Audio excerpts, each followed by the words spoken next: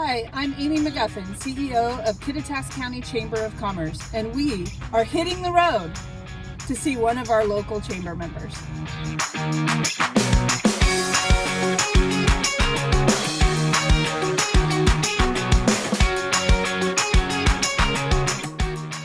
Thank you for joining us. We are here at the Ellensburg Canyon Winery with Gary Cox. Gary, welcome. Thank you. As we are getting to the normal use of 6 feet distancing, we're in this your beautiful tasting room outside. Outside, yes. Yeah. With the new rules, that's exactly how we taste now. Yeah. How has business been since the COVID-19? Well, as soon as we went into phase 2, we saw a market increase because people were escaping from Yakima and King County, and this was a very central spot to stop, only about a hour drive away.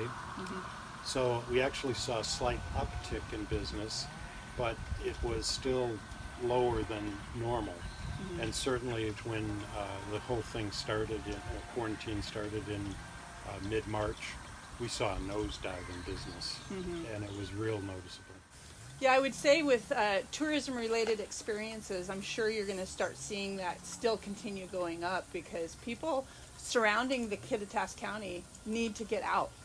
Yeah, and we asked people what brought you here, and well, it was the closest winery that was open to, wherever they're coming from. And not too many people. We used to get a lot of people that passed through, made Ellensburg a pit stop rather than a destination stop.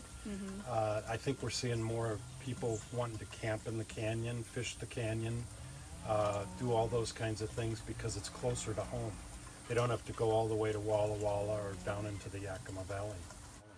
Yeah, so finding that to be the reason that they're making Ellensburg a destination or the canyon a destination, how are you looking forward as far as your marketing, or is there going to be any changes that you're going to do?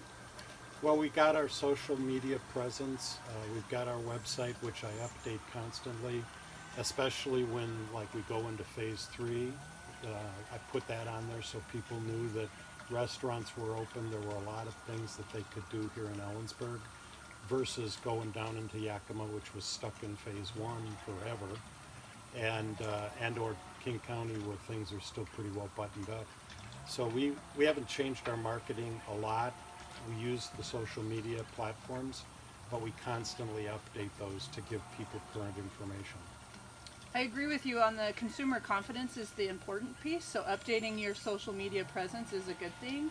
Yeah. How have you found the masking to be in your tasting room, and how has that affected the experience?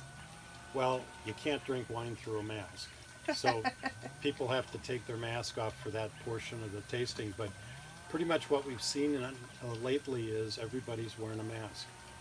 Early on, that wasn't the case. I think people have gotten religion in that sense, so they're adhering to the rules better than they were before.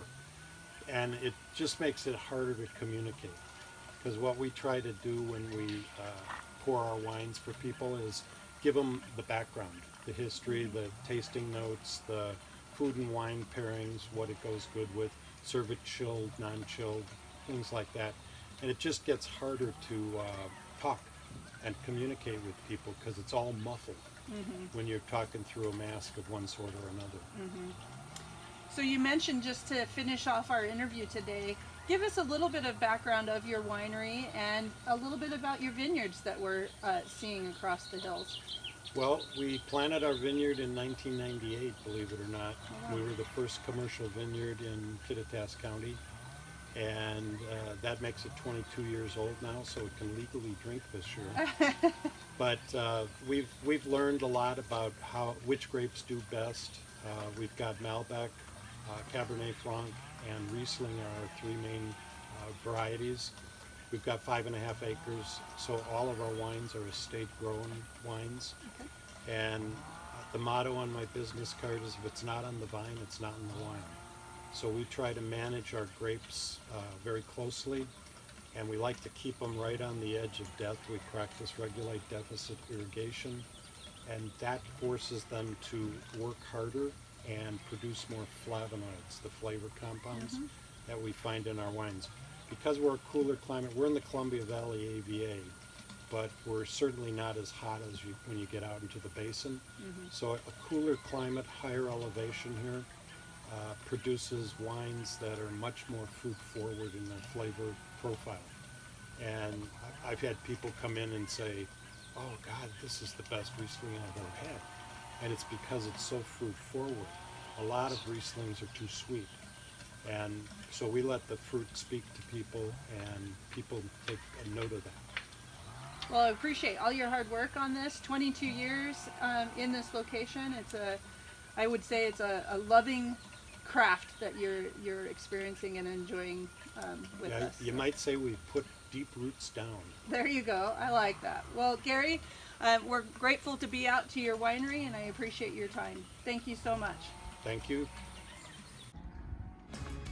Thanks for watching our Chamber on the Road series. Keep an eye out on our Facebook page for the next video. And remember, always shop local.